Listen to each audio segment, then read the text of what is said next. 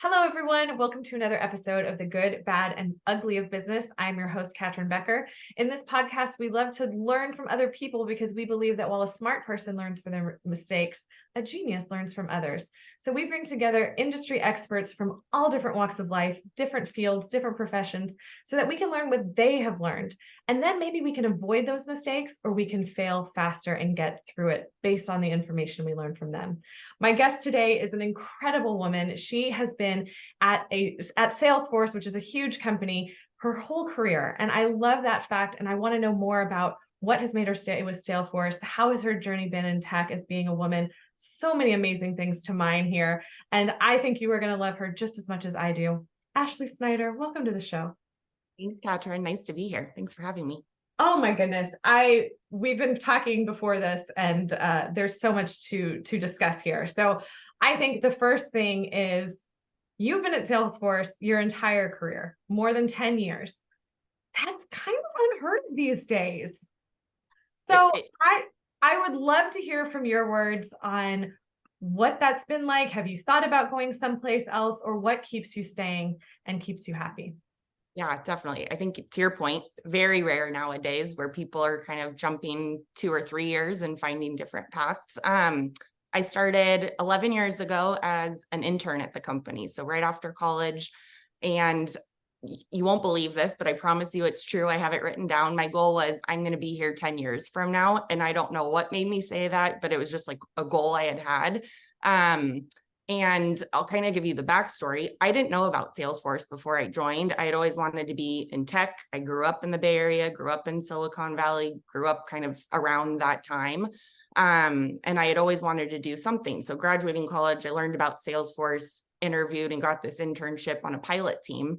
And that kind of sparked, I'll say, the entrepreneur motion for me. But every role I had from that was gaining more experience and then learning to master the role or learn the skills within the role and then continue that motion of climbing the ladder. And I've had a few different, I'll say, like vantage points or different types of roles within the company, which is why it's kept me there, right? I mean, you talk about an amazing company. We've seen growth. When I started, we had 7,000 employees. I think we're around 80,000 now. Wow. Really? Wow. I know. So I've seen the growth, and I think we'll probably talk a little bit more about this, but I didn't start this way. I treated it as like, this is my job. Here's my role. Let me just get really good at the role. And then for me, it became, I work at Salesforce. Like, let me learn what Mark and the team are doing. Like, how do we acquire different companies? Why are processes this way? How did we become a Fortune 100 company? So I look at it where I'm an employee, but I'm kind of studying the business within it too. Well, and what amazing access you have to be able to study it from the inside. Yes, incredible experience. So can you share just a little bit about what your functions have been? I mean, you mentioned intrapreneur, and we're so used to talking about being, entrepreneurs. So a little bit about kind of what your role is and how you see yourself in that intrapreneur space. Sure. I started out more on the sales side. So I was doing kind of our inbound and outbound sales motions, cold calling, building those fundamental sales skills. So when leads were coming in off the website, or we had, cold new logo territories to go after, I learned, how do you prospect? How do you win a customer? How do you set a meeting? How do you qualify them? How do you get them through the sales funnel and through the sales cycle? From that became an account executive. Both I did new logos. So we identify those as, someone not using Salesforce yet in our enterprise space. It taught me a lot. We called ourselves hunters, right? So we're going after, we're trying to find new business, and I gamified it. Some people hate it, and I get that, right? Some people want install accounts or using it and you're just upselling or cross-selling. I loved the game of, you're not using us. I'm going to read your 10K, and I always say, I nerd out on finding information, and I'm going to get you to have a meeting with me. So I did that my first year as an account executive, which was also a pilot team within the company. And then after a couple of years as an account executive, I was actually tapped by one of our executives to build our brand sponsorships team. So think sponsorships. We had partners who would sponsor our events or things within the company that we were working on. The new revenue stream was from our brands or our customers. So I worked with companies like American Express, T-Mobile, Alaska Airlines, and would build out these sponsorship packages for Dreamforce is our biggest event that we host. So it was Dreamforce, other events within, and actually ended up then moving to Australia. Amazing opportunity, but Oh my goodness. right before the world shut down. So it was perfect timing. And then now from that, now back in kind of the sales motion, leading a sales team. So different vantage points within the company, but kind of every different role has brought me new experience that I've applied to each role. I love that you broke down the sales process, and it's something that we haven't really delved into yet on one of these episodes. And I think it's important because, sales is applicable to anybody in any space, because even if you're not selling a specific service or product, you are selling yourself in so many of the avenues. So they must have had a great training program through SalesForce. I assume this is not something you had learned in school that you brought across. Can you walk us through that? Sure. Yeah, amazing training program, I'll say. And there's clearly a method to the madness. I lead the team that I was once in the role for. So I always tell them, I'm like, you're building small kind of fundamental skills of, let's say an inbound lead is coming in, right? That means that person's there's some warm interest there. They were either looking at something on the website, they've done some discovery themselves, and now you're somewhat qualifying what were they interested in. Initially, we make it so that our starting positions within sales, you're not the one actually closing the deal, but you're doing that first part of the funnel where you're qualifying, gathering information, and then converting that over to one of our account executives who's going to take it down to the finish line and hopefully close that deal. So there is a good process or a rhythm. We have a team that collects inbound leads and follows up on them. And then we have an outbound team who's more of the business development motion. They have a territory, they're prospecting, they're finding either new or add-on business. And then the next role that you would get promoted to is an account executive. Now you're the one with the account, you're closing that deal. Did you have any sales experience prior to this? Because there's so many people, and I've heard this time and time again of, oh, I can't sell. I don't know how to sell. It's really intimidating for a lot of people. No, I did not. And I was one of those people. I said, I'm never going into sales. I'm the person that's like, I'm sorry for bothering you, sorry to take your time. I actually had a professor in college who told me, you're going into sales. And I was like, no, I'm not. I promise you I'm not. That's not what I want to do. And funny enough, here I am. Here you are. Yeah. I think for those people though, what I've learned, and I have reps on my team who say that, right? They're like, Ash, I don't think sales is for me, but I wanted to learn because everything involves sales. I laugh because I was that person. So I kind of put myself in their shoes, but I've had amazing leaders. Let me start there.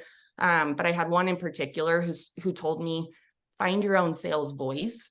So I think I sell very differently than in my head. I was thinking, I don't want to be the car salesman, right? Right. Bad connotation to sales. And she goes, Ashley, I still kind of forget this sometimes, but I hear her in my head saying this. She goes, your number one skill is you build rapport with someone in a matter of seconds. And that's hard to do over the phone. In the Zoom world we live in too, it's hard to do over a phone call, a Zoom call, sometimes even in person, but you can capture that. Now just turn that into the next step, right? So you're building the rapport, move them down the funnel and out close the deal. So that helped me where I just have a different sales style, but it works for me and it doesn't have to work for everyone else. Well, and thank goodness you had a good manager who could clearly explain that to you in a way that you could take, because especially in today's age, people talk about authenticity so much, but I feel like the people who are talking about authenticity are looking and dressing exactly like the other person in the next TikTok who's talking about authenticity. And it's like, authenticity is not a hat that you wear or a certain top or any of that. And it's so much about finding your voice, and letting go. Because I think of it in terms of, the things that we don't like about ourselves and how that holds us back from being able to be the true version of ourselves. And it sounds like that's something that you either dealt with really quickly, or maybe it wasn't as big of a factor for you. Is that anything resonating at all? I think I've gone back and forth throughout my life. I feel like I have been somewhat authentic to myself throughout. Like I always tell people, it's not, you don't get work Ashley and personal Ashley. I just am You just Ashley. are. There's just different dials probably. Like I'm more introverted. And when I tell people that, everyone's like, no, you're not. You know what I mean? Like you're in sales, you talk to everyone. And I say, yeah, because I know I just have to turn up the dial in certain situations where I know I'm leading a team. They all need me. They all depend on me. Or I know I'm showing up for a customer event. I need to like make sure that I'm on for that, but you're not getting a fake version of me. Um, I heard this quote I'm a big quote person, but I heard a quote one time that was, don't change yourself so that people will like you. Stay true to who you are and the right people will love you. Mm, Um, and I like how you said that, right? You know, mm, authenticity, you're not putting on a hat. It's not like, okay, I'm showing up as actually this version today. yeah. Um, I've just tried, and I grew up that way too, right? It was just be yourself and don't kind of let people steer you or make you something into who you're not. And you've got a great social media. I mean, you post really great stuff on LinkedIn, on Instagram, on all the different channels, and they always they always speak from the heart. And I think people really can feel that because there's a ton of engagement, but it's because of how you speak and how you say that. And that leads me into a post that you had done a little while ago where you put a picture of yourself playing basketball. And so you've played basketball for many, many years. How do you think being in that sport, because, I played soccer. So when there was on soccer, there's 11 people on the field, right? In basketball, there's only 5. And yes, you have your roles within the team, but it's a lot quicker moving through the field. Do you think basketball has really helped you to navigate in your career? I do. And it's funny that you say that too, because I feel like a lot of people in sales or in sort of that competitive environment, we're all former athletes in some form or fashion, right? They like the team motion, they're competitive. They're probably most competitive with themselves, to be honest. Yep. But I do. I think the team motion or I'll say basketball definitely helped me. I was captain of my basketball team in high school. And I always say, I've actually used this example recently, was I'm sort of the middleman, whether that's a good or a bad thing, I don't always know, but I think people trust me. So how do I want to describe this to you? I'm kind of the chameleon, right? Mm. And I think a lot of people feel, one, they can trust me, or two, I adapt and I'm a good listener to different types of people. So I had half my team hated the other half of my team, but they all came to me with the problems. And then coaches didn't like certain players and those certain players didn't like the coaches. I was just the middle person. I like to think of it as like the conduit, right? Yeah. Like you're just the conduit in which they come to it. You're the liaison. Yes. But I think it's funny because now I look back and I see these patterns where same thing in the corporate world and same thing amongst different teams and organizations I've been a part of is I kind of get the buy-in, or I'll say the trust of different types of people. And then I listen or I understand and I can kind of mold myself to different feedback of that. But yeah, sports, I think being in the team motion, the competitive nature of it, I think I'm still the same way of like, shoot, I could have done this better, or we could have improved this and we could have made this happen faster. Still comes from the basketball days. And in that vein, you can't dwell on it. All you can do is do better the next time. Yep. Next game, next competition, next opponent, keep going. Yeah, you just adapt, if reflect, and then move forward. And so often I think we get stuck in the looking at it and getting hard on ourselves instead of saying, okay, this happened, means nothing about me personally. How do I move through this? It's so true. And I think, I'm my own harshest critic, but I think too, I can remember, I could tell you about the games we lost or the moments where I didn't make a shot, right? Those stand out to me more than the wins. I'm kind of like, okay, cool, we won. That's what we were supposed to do. We were a good team. We're supposed to win. I always remember the not so great moments, but then to your point, don't dwell on it. How did you get better? Move on from it. So let's move into, you mentioned at the beginning that you always wanted to be in tech. What about tech drew you to it? And where do you see yourself going? Is it still in tech? Good question. I think just because I grew up using it, I was probably one of the earlier generations where tech was just a part of it, right? I remember getting my first laptop, my first cell phone in the early days, and probably teaching my parents some of the things on it. now I'm feeling older as the new generation's even coming in faster, but I just grew up around tech. I think, again, I grew up in the Bay Area and around these companies. I'll say a special quick story I'll share with you. In college, I think this is another example of Ashley didn't do what everyone else was doing, but in college we had Steve Wozniak, co-founder of Apple, come, and I nerded out as I do. And I was like, you guys, Steve's coming, like, we got to go see Woz. We have to like hear his speech and just hear what he has to say and like share his story. And I was probably, I don't know, 19, 20 years old. No one wanted to come with me, Catryn. Like, I mean, I went, oh yeah, I went by myself and I'm like, you guys, it's Woz. So I go to the amphitheater, sat in there, listened to him. I mean, there were other people, but yeah. went with me. So I listened to him and he said, I'm actually going to stay a little bit behind after if you want to meet me or, take a picture, ask questions, things of that nature. So I stayed, and I kid you not, I still remember standing in line by myself. I FaceTimed my mom and I'm like, Mom, I'm waiting in line. I'm going to meet Woz.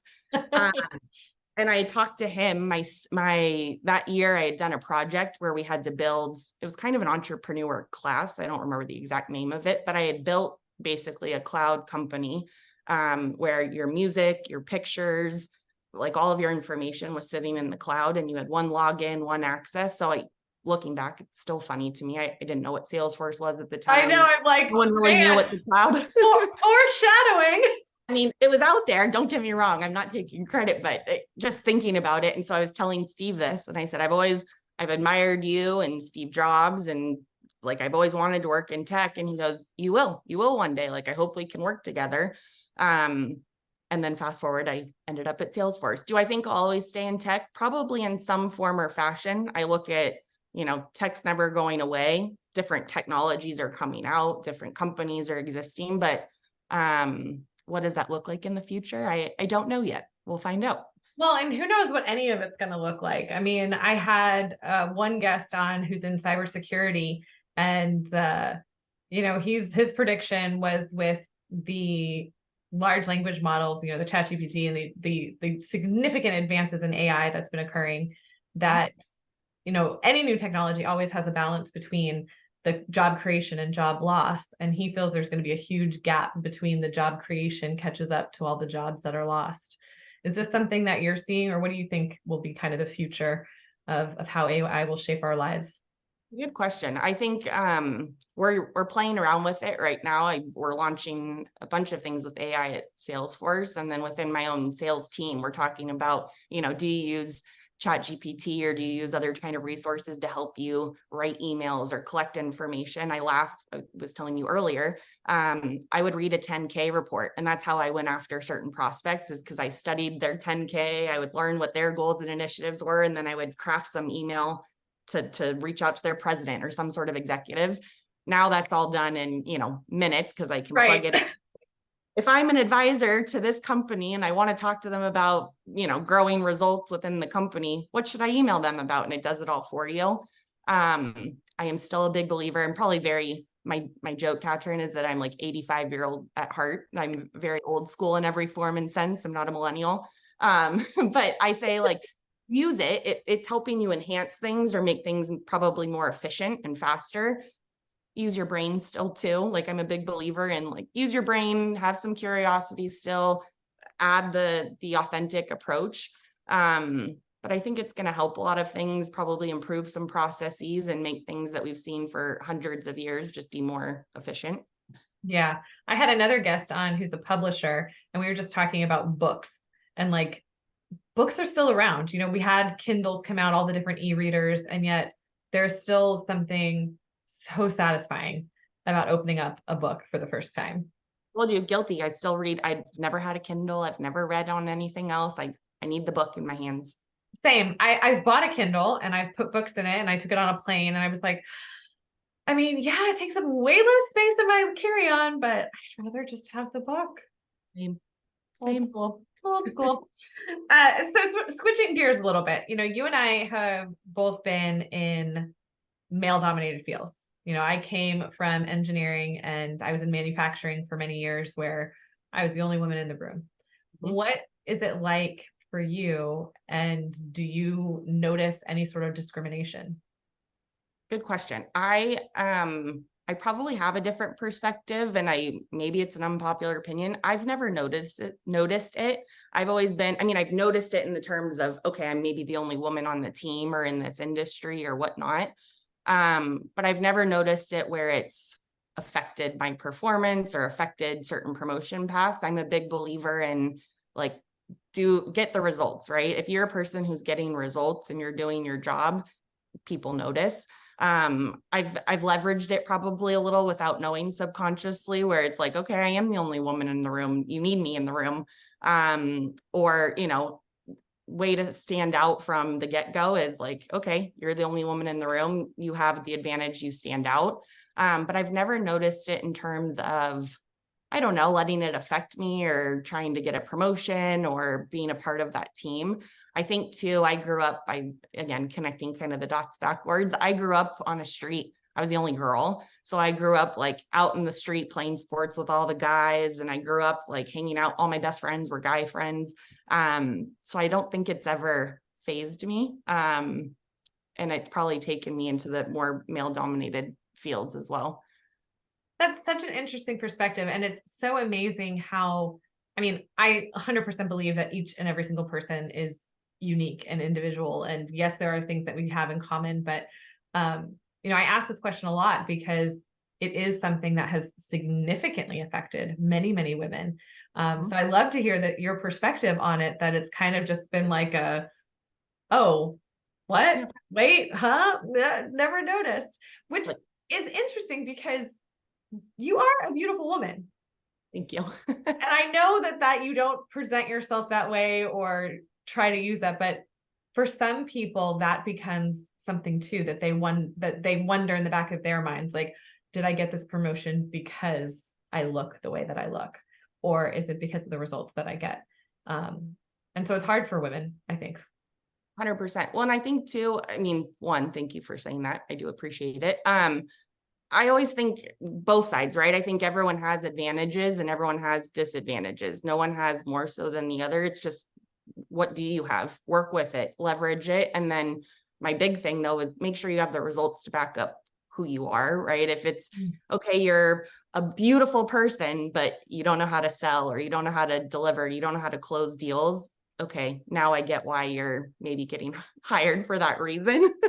But I'm just a big believer in just go get the results and be the person and leverage whatever advantages you have, because we all have different advantages. That's to your point. We're all different. We're all the different. I say it's a puzzle piece, right? No one, whenever I'm hiring a team, I don't look for cookie cutter people, and I don't say everyone has to be a mini Ashley. I look for a team where it's great. We have some people who are really strong on the phone. We have some people who are really good writing emails. We have some people who are really good at researching. We need all of that because that's what's going to make the team. And then you learn whatever you're not good at, you learn from your peers and build those strengths together. Oh, absolutely. It's so silly, but I have chickens and I love to have chicken breeds that all lay different color eggs because I find it so much more interesting and appealing to look at when it sits on my counter, when it's all these different shades, than if it's all one color of egg. I love that. I've been, you've met me in person. Maybe the listeners haven't. I am tall, so I naturally have stood out my entire life. I think I was the tallest, not just woman, but person in my preschool, kindergarten, all the way up through 5th grade class.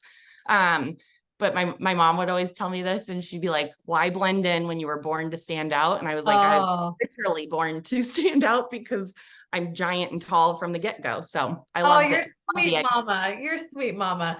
I had one of my best friend in elementary school was the tallest person in the school. And I moved after 5th grade. And so we lost touch. We were in different school districts. And I happened to run into her at a restaurant when we were in our 20s. And I was taller than her. It's like she stopped growing in 5th grade. And it was the biggest mental shift for me that I was like, I don't have a frame of reference for this. Like, this is not possible, but you did keep growing. Yes, I did. I stopped. Well, when I tell you this though, I stopped, I think 13 or 14 years old. So I have been this tall ever since, which puts into perspective for you. Oh my goodness. Yeah. Literally stood out. literally stood out. Well, as we're kind of coming to a close and wrapping things up, I mean, this is the good, bad, and ugly of business. I feel like we've covered a lot of good, and I think things that could have been bad, your amazing viewpoint on life has really shown how you reflect it back into being good. But is there anything that stands out to you in terms of your career, what you've experienced that has been kind of on the uglier side, and things that other people can learn from on how they can avoid or overcome similar situations? Sure. I do think you're always going to get somewhat of the positive spin from me. That's just my personality. But I heard this. I can't remember where or when I heard it, but it was nothing happens to you. Everything happens because of you. So if you look at it, and that it just shifted my mindset where it's okay, you're late. Yes, because or you're stuck in traffic. Yes, because you left late, right? You could have left earlier. So can you control the traffic? No, but you could have controlled leaving earlier, or maybe you get there earlier than expected because you wanted to miss the traffic. I think of it, if I've ever gotten maybe passed or delayed on for a promotion or a role I really wanted, I look at it as, and I don't know, I do believe everything happens for a reason, whether you know it in that moment or you know it 6 months from now or 10 years from now. I'll give you, here I am again with quotes, and we'll go back to Steve Jobs, but he has this one where it's, you can't connect the dots looking forward. You can only connect them looking backwards. And I truly believe that, right? It's 100%. And 10 years ago, do I think I would have still been at SalesForce? I don't know, but I did put that goal in. I always tell people, everyone's like, what are you going to do in 2 or 3 or 5 years? I think I have goals, but I always am open to that shifting because I don't know what's next. So every time maybe I've thought I wanted a role, or I thought I wanted a different job, or I thought I missed out on an opportunity, I look at as what could I have done differently, right? That's in my control. Could I have networked sooner? Could I have met different people? Could I have had better results in some form or fashion? But then I also look at it as wasn't the right fit, because if it was, it would have worked. would have happened. Yeah. You and I are cut from very similar cloth in so many ways. I use that Steve Jobs quote all the time. Good one. There's something about, like, I don't think everyone has the same level of pattern recognition.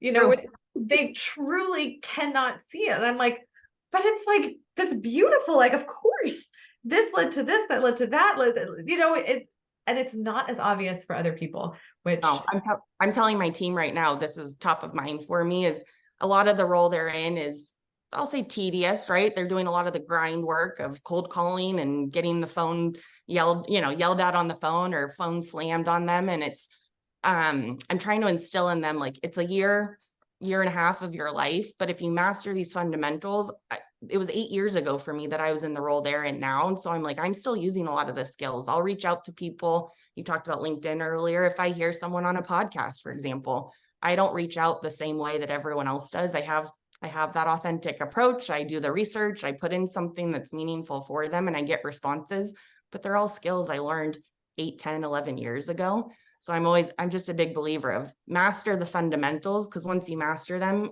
even a terrible experience, now you're going to have that reference point later down the road of, okay, here's what happened.